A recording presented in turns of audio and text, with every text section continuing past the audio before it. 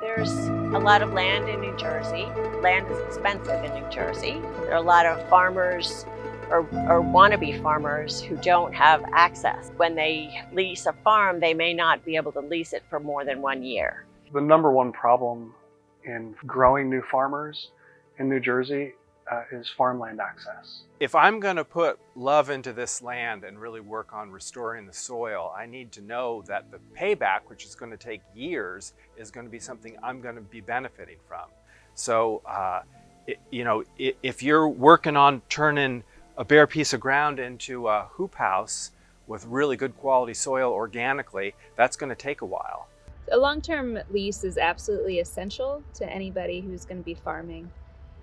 You put a lot of work and love into developing your soil, into developing the little bit of infrastructure that you do need. And if you don't have some assurance that you're going to be able to rely on that and rely on that investment in time for the years to come, then you're headed into way too risky of a business. And farming is risky enough. My name is Eric Derby. I work for the Food Shed Alliance. I'm the program manager of Sustainable Agriculture Enterprise, SAgE. SAgE is a farmland access program for farmers in New Jersey who can't afford land. We offer long-term tenure leases on our farmlands. We ask them to fill out applications with business plans and marketing plans and their production plans. Those production plans have to agree to be organic, regenerative, natural farming plans. The number one problem in growing new farmers in New Jersey is farmland access. Land conservancies may be the key to growing the future of new farmers in New Jersey. In addition, our mission of growing new farmers with the sustainability and natural and regenerative farming practices really matches the mission of land conservancies that are trying to create greenways and natural environments. We're sort of the edge of the habitat and the wildlife areas that they're protecting. We all know, well, maybe we don't all know, and that's why we're here to talk about how a dollar can stay in our community and strengthen our communities.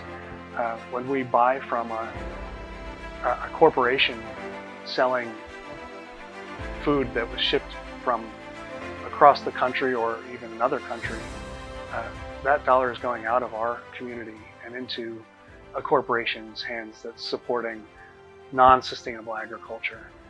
It doesn't contribute to us, it doesn't contribute to our neighbors, it doesn't contribute to our farmers. You know, as a conservation group, we are thrilled that this will be a way to help manage our farmland and manage it in a way that protects pollinators and water quality and provides healthy food and healthy environment. Well, if the machine breaks down, you can't eat hay. I mean, one of the nice things is just in terms of food security. We saw that when COVID hit and we had all kinds of additional customers coming to the farm. We sold out. So, I mean, it's nice to have people that are growing vegetables, because those are vegetables that you can enjoy. And it's not every soil that can produce vegetables. It takes years to be able to get the tilth and the kind of diversity you need in the soil to produce good vegetables. And it's not the same with a crop like hay. Farming is essential to our food system. We want local food, healthy food. That food that's grown locally and healthy and regeneratively saves our environment, our water, our air quality, not only contributing to the local economics and supporting sustainability in farming itself, but it helps us protect habitat and keep natural lands for us all to enjoy. So I am somebody who does not yet own my farm and rely on having some kind of secure tenure to it before it can be purchased. And the idea of having put all the work into establishing a business there, establishing relationships with employees who are local, and having put in countless hours and dollars into our infrastructure, but then having to move it all to some other piece of land is soul crushing. I don't know. I have an established business, but I don't know that I could survive having to do that. So just knowing that somebody can have a long-term lease and be able to really dig their heels in somewhere is super important. I was a Rutgers University student. I did my bachelor's degree there in agronomy and soil fertility. It was a couple years ago that I graduated, and once I did graduate, I pretty much went on a search for land all across the country. Ended up in Oregon for a while. I was in California, Colorado, lots of places, and there was lots of good land, but there weren't great opportunities. And that was the difference, is when we came back to New Jersey and we linked up with SAgE, this is not only great land, but it's a great opportunity to A, further organic agriculture in the state of New Jersey, be able to operate on such a beautiful piece of land affordably, which is one of the hardest things to do, and SAgE was able to provide that for us, as well as being part of an agricultural community here that is rather vibrant and I enjoy. So everybody here is a great person and I'm happy to be a part of it, and it wouldn't be here, none of this would be here without SAgE, so we're grateful to them, that's for sure. SAgE is just an alternative land access program. We feel like it's a valuable land access program because so many farmers can't afford land in New Jersey. The access is affordable and it's long-term. The long-term part is important too.